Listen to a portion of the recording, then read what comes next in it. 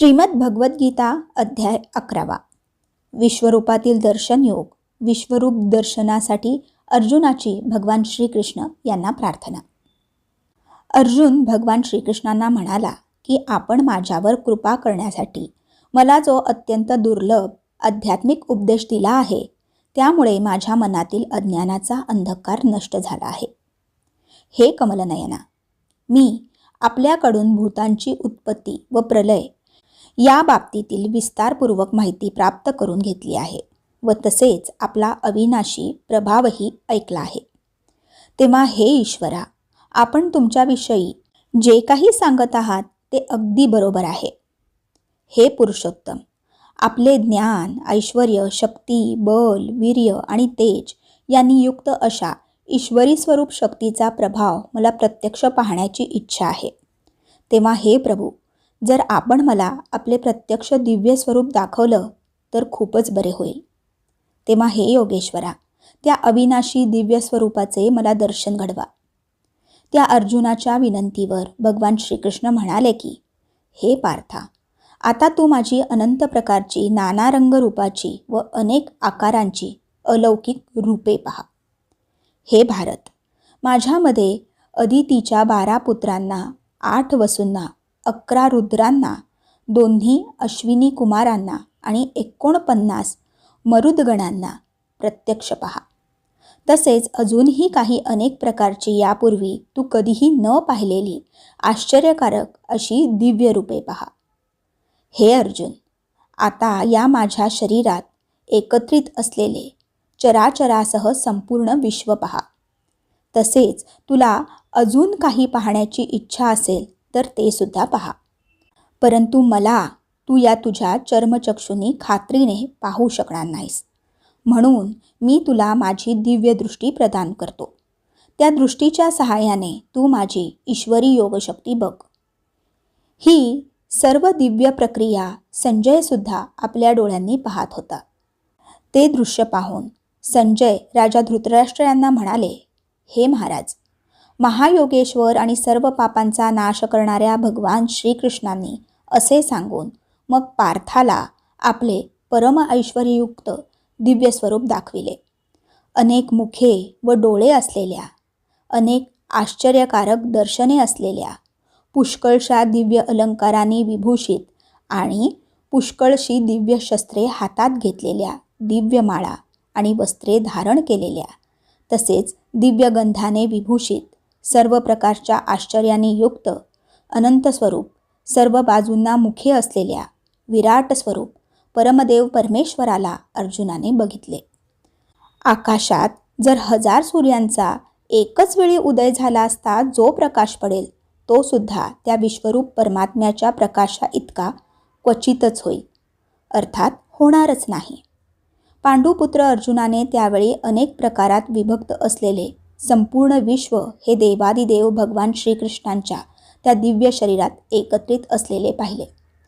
त्यानंतर तो आश्चर्यचकित झालेला व अंगावर रोमांच उभे राहिलेला धनंजय प्रकाशमय विश्वरूप परमात्म्याला श्रद्धाभक्तीसहित आपल्या मस्तकाने प्रणाम करून व हात जोडून म्हणाला, हे देवा, मी आपल्या दिव्य शरीरात संपूर्ण देवांना तसेच अनेक भूतांच्या समुदायांना, कमळाच्या आसनावर विराजमान झालेल्या ब्रह्मदेवांना, शंकरांना, सर्व ऋषींना तसेच दिव्य सर्पांना पाहत आहे. हे संपूर्ण विश्वाचे स्वामी, मी आपल्याला अनेक बाहू, अनेक पोट, तोंडे आणि डोळे असलेले तसेच सर्व बाजूनी अनंत रूपे असलेले पाहत आहे. हे विश्वरूपा, हे सर्व घडत असताना त्यावेळी मला आपला अंत दिसला नाही, मध्य दिसला नाही व आरंभसुद्धा दिसला नाही. मी आपल्याला मुकुट घातलेले, गदा व चक्र धारण केलेले, सर्व बाजूनी प्रकाशमान तेजाचा समूह असे प्रज्वलित अग्नी व सूर्य यांच्याप्रमाणे तेजाने युक्त व पाहण्यास अतिशय कठीण आणि सर्व दृष्टींनी अनंत असे बघत आहे. आपणच सर्व माहिती करण्यासाठी युक्त असे परब्रह्म परमात्मा आहात. आपणच या जगाचे परम आधार आहात आणि आपणच अनादी धर्माचे रक्षक आहात.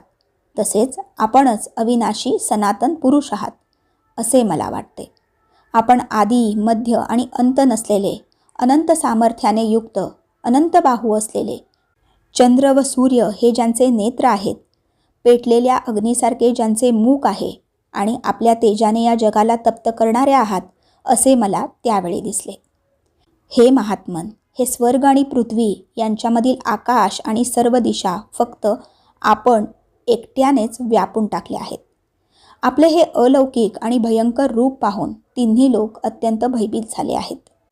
तेच देवतांचे समूह आपल्यात शिरत आहेत आणि काही भयभीत होऊन हात जोडून आपल्या नावांचे व गुणांचे वर्णन करीत आहात व महर्षी व सिद्ध यांचे समूह सर्वांचे कल्याण हो अशी मंगल कामना करून उत्तमोत्तम अशी स्तोत्रे म्हणून आपली स्तुती करीत आहेत. 11 रुद्र, 12 आदित्य, तसेच 8 वसु, साध्यगण, विश्वेदेव, 2 अश्विन कुमार, मरुद्गण आणि पितरांचे समुदाय, तसेच गंधर्व, यक्ष, राक्षस आणि सिद्धांचे समुदाय आहेत, ते सर्व चकित होऊन आपल्याकडे पाहत आहेत. हे महाबाहो, आपले अनेक मुखे, अनेक डोळे, अनेक हात, अनेक मांड्या व पाय असलेले, अनेक पोटांचे आणि अनेक दाढांमुळे अतिशय भयंकर असे महान रूप पाहून सर्व लोक व्याकुळ होत आहेत. तसेच मी सुद्धा व्याकुळ होत आहे. कारण हे विष्णू, आकाशाला जाऊन भिडलेल्या तेजस्वी, अनेक रंगांनी युक्त पसरलेली तोंडे व तेजस्वी विशाल डोळे यांनी युक्त अशा आपल्याला पाहून भयभीत अंतःकरण झाले असल्यामुळे माझे धैर्य व शांती भंग झाली आहे. दाढांमुळे भयानक व प्रलयकाळच्या अग्नीसारखी प्रज्वलित आपली तोंडे पाहून मला दिशा कळेनाशा झाल्या असून माझे सुखही हरपले आहे. म्हणून हे देवादिदेवा, हे जगन्निवासा, आपण प्रसन्न व्हा. ते सर्व धृतराष्ट्राचे पुत्र राजसमुदायासह आपल्यात प्रवेश करीत आहेत आणि पितामहा भीष्म, द्रोणाचार्य, तसेच तो कर्ण आणि आमच्या बाजूच्याही प्रमुख योद्ध्यांसह सगळेच आपल्या दाढांमुळे भयंकर दिसणाऱ्या तोंडात मोठ्या वेगाने धावत धावत जात आहेत आणि कित्येक डोकी चिरडलेले आपल्या दातांच्या फटीत अडकलेले दिसत आहेत. ज्याप्रमाणे नद्यांचे पुष्कळसे जलप्रवाह स्वाभाविकच समुद्राच्याच दिशेने धाव घेतात, अर्थात समुद्रात प्रवेश करतात, त्याचप्रमाणे ते मनुष्य लोकातील वीर आपल्या प्रज्वलित तोंडात शिरत आहेत. जसे पतंग नष्ट होण्यासाठी पेटलेल्या अग्नीत अतिशय वेगाने धावत शिरतात, तसेच हे सर्व लोकही स्वतःच्या नाशासाठी आपल्या तोंडात अतिशय वेगाने धावत प्रवेश करीत आहेत. आपण त्या सर्व लोकांना प्रज्वलित तोंडाने गिळत गिळत सर्व बाजूनी वारंवार चाटत आहात. तेव्हा हे विष्णू, आपला प्रखर प्रकाश सर्व जगाला तेजाने पूर्ण भरून तापवीत आहे. मला आता सांगा की अशा प्रकारे भयंकर रूप धारण करणारे आपण आहेत तरी कोण? हे देवश्रेष्ठा, आपणास माझा नमस्कार असो. आपण माझ्यावर प्रसन्न व्हा. आपणच आदिपुरुष असल्यामुळे मी विशेष रीतीने आपल्याकडून सर्व माहिती करून घेण्याची माझी इच्छा आहे, कारण आपली ही करणी मला कळली नाही. त्यावर भगवान श्रीकृष्ण म्हणाले की मी लोकांचा नाश करणारा वाढलेला महाकाल आहे. यावेळी या लोकांच्या सर्व नाशासाठी मी प्रवृत्त झालो आहे. म्हणून शत्रुपक्षीय सैन्यात जे योद्धे आहेत ते सर्व तुझ्या शिवायही राहणार नाहीत. म्हणजेच तू युद्ध केले नाहीस तरी या सर्वांचा नाश होणार आहे. म्हणूनच तू उठ, यश मिळव व शत्रूंना जिंकून धनधान्य संपन्न राजाचा उपभोग घे. हे सर्व शूरवीर आधीच माझ्याकडून मारले गेलेले आहेत. हे अर्जुना, तू फक्त निमित्त मात्र हो. द्रोणाचार्य आणि पितामहा भीष्म, तसेच जयद्रथ आणि कर्ण, त्याचप्रमाणे माझ्याकडून मारल्या गेलेल्या इतरही पुष्कळ शूर योद्ध्यांना तू मार. तू अजिबात भिवू नकोस. युद्धात तू खात्रीने शत्रूंना जिंकशील व म्हणून युद्ध करण्यास सज्ज हो. तेव्हा संजय म्हणाले की भगवान केशवांचे हे बोलणे ऐकून किरीटी अर्जुनाने हात जोडून कापत कापत नमस्कार केला आणि नंतर अत्यंत भयभीत होऊन प्रणाम करून भगवान श्रीकृष्णांना सद्गतीत होऊन तो अर्जुन म्हणाला की हे अंतर्यामी श्रीकृष्णा, आपले नाव, गुण आणि प्रभाव यांच्या वर्णनाने जग अतिशय आनंदित होते व तुमच्यावर अतिशय प्रेम करू लागते. तसेच भयभीत झालेले राक्षस अनेक दिशात पळून जात आहेत आणि सर्व सिद्ध गुणांचे समुदाय आपल्याला नमस्कार करीत आहेत. हे योग्यच होय. हे महात्मन, ब्रह्मदेवाचेही आदिकारण आणि सर्वात श्रेष्ठ अशा आपल्याला हे नमस्कार का बरे करणार नाहीत? कारण हे अनंता, हे देवादिदेवा, हे जगन्निवासा, जे सत असत व त्या पलीकडील अक्षर अर्थात सच्चिदानंद घन ब्रह्म आहे, ते आपणच आहात. आपण आदिदेव आणि सनातन पुरुष आहात. आपण या जगाचे परम आश्रयस्थान आहात. जग जाणणारेही आपणच व जाणण्याजोगेही आपणच आहात. परमधामही आपणच आहात. हे अनंत रूपा, आपण हे सर्व विश्व व्यापलेले आहे. आपण वायू, यमराज, अग्नी, वरुण, चंद्र, प्रजेचे स्वामी ब्रह्मदेव आणि ब्रह्मदेवाचेही जनक आहात. आपल्याला 1000 वेळा नमस्कार नमस्कार असो. आपणाला आणखीही वारंवार नमस्कार नमस्कार असोत. हे अनंत सामर्थ्यशाली, आपल्याला समोरून व मागूनही नमस्कार. हे सर्वात्मका, आपल्याला सर्व बाजूने नमस्कार असो. कारण अनंत पराक्रमशाली अशा आपण सर्व जगाला व्यापले आहे. म्हणून आपण सर्वरूप आहात. मला आपला हा प्रभाव माहीत नसल्यामुळे आपण माझे सखा आहात असे समजून प्रेमाने किंवा चुकीने हे कृष्ण, हे यादव, हे सख्या असे जे काही विचार न करता मुद्दाम म्हटले असेल आणि हे अच्युता माझ्याकडून विनोदासाठी फिरताना, झोपताना, बसल्यावेळी आणि भोजन इत्यादी करताना आपला एकांतात किंवा त्या मित्रांच्या समक्ष जो अपमान झाला असेल, त्या सर्व अपराधांची मी आपणाकडे क्षमा मागत आहे.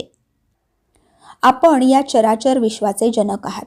तसेच सर्वश्रेष्ठ गुरु व अत्यंत पूजनीय आहात. आपल्या या अतुलनीय प्रभावात तसेच त्रैलोक्यात आपल्या बरोबरचाही दुसरा कोणी नाही. मग आपल्याहून श्रेष्ठ कसा असू शकेल? म्हणूनच हे प्रभो, मी आपल्या चरणांवर शरीराने लोटांगण घालून नमस्कार करीत आहे. तेव्हा आपण एक स्तुत्य अशा ईश्वराने माझ्यावर प्रसन्न व्हावे म्हणून मी आपणास प्रार्थना करीत आहे. हे देवा, वडील जसे पुत्राचे, मित्र जसे मित्राचे आणि पती जसे आपल्या प्रियतम पत्नीचे अपराध सहन करतात, तसेच आपणही माझे अपराध सहन करण्यास योग्य आहात. पूर्वी न पाहिलेले आपले हे आश्चर्यकारक रूप पाहून मी अत्याधिक आनंद झालो आहे आणि माझे मन पण भीतीने अतिशय व्याकुळही होत आहे. म्हणून आपण मला ते चतुर्भुज विष्णू रूपच दाखवा. हे देवेश, हे जगन्निवासा, आपण प्रसन्न व्हा. मी अगोदरप्रमाणेच आपणास मुकुट धारण केलेले व गदाचक्र हातात घेतलेले पाहू इच्छितो. म्हणून हे विश्वस्वरूपा, हे सहस्त्रबाहो, आपण त्या चतुर्भुज रूपाने प्रकट व्हा. भगवान श्रीकृष्ण म्हणाले, हे अर्जुन, मी तुझ्यावर अनुग्रह करण्यासाठी आपल्या योगशक्तीच्या प्रभावाने हे माझे परम तेजोमय, सर्वांचे आदी सीमा नसलेले विराट रूप तुला दाखविले. ते तुझ्याशिवाय दुसऱ्या कोणीही यापूर्वी पाहिले नव्हते. हे अर्जुना, मानव लोकात अशा प्रकारच्या विश्वरूपधारी मी वेदांच्या आणि यज्ञांच्या अध्ययनाने, दानाने, वैदिक कर्माने आणि उग्र तपश्चर्यांनीही तुमच्या व्यतिरिक्त दुसऱ्याकडून बघणे मला शक्य नाही. माझे या प्रकारचे हे भयंकर रूप पाहून तू भयभीत होऊ नकोस किंवा गोंधळून जाऊ नकोस. तू भीती सोडून प्रीतियुक्त अंतःकरणाने माझे हे शंख, चक्र, गदा व पद्म धारण केलेले चतुर्भुज रूप पुन्हा पहा. संजय म्हणाले, भगवान वासुदेवाने अर्जुनाला असे सांगून पुन्हा त्याच प्रकारचे आपले चतुर्भुज रूप दाखविले आणि पुन्हा त्या महात्म्या भगवान श्रीकृष्णांनी सौम्य रूप धारण करून भयभीत अर्जुनाला धीर दिला. अर्जुन म्हणाला, हे जनार्दना, आपले हे अतिशय शांत मनुष्यरूप पाहून आता माझे मन स्थिर झाले असून मी माझ्या मूळ स्थितीला प्राप्त झालो आहे. भगवान श्रीकृष्ण म्हणाले, माझे हे चतुर्भुज रूप तू पाहिलेस, ते पाहावयास मिळणे अतिशय दुर्लभ आहे. देवसुद्धा नेहमी या रूपाच्या दर्शनाची इच्छा करीत असतात. तू जसे मला पाहिलेस तशा माझ्या चतुर्भुज रूपाचे दर्शन वेदांनी, तपाने, दानाने आणि यज्ञानेही मिळणे शक्य नाही.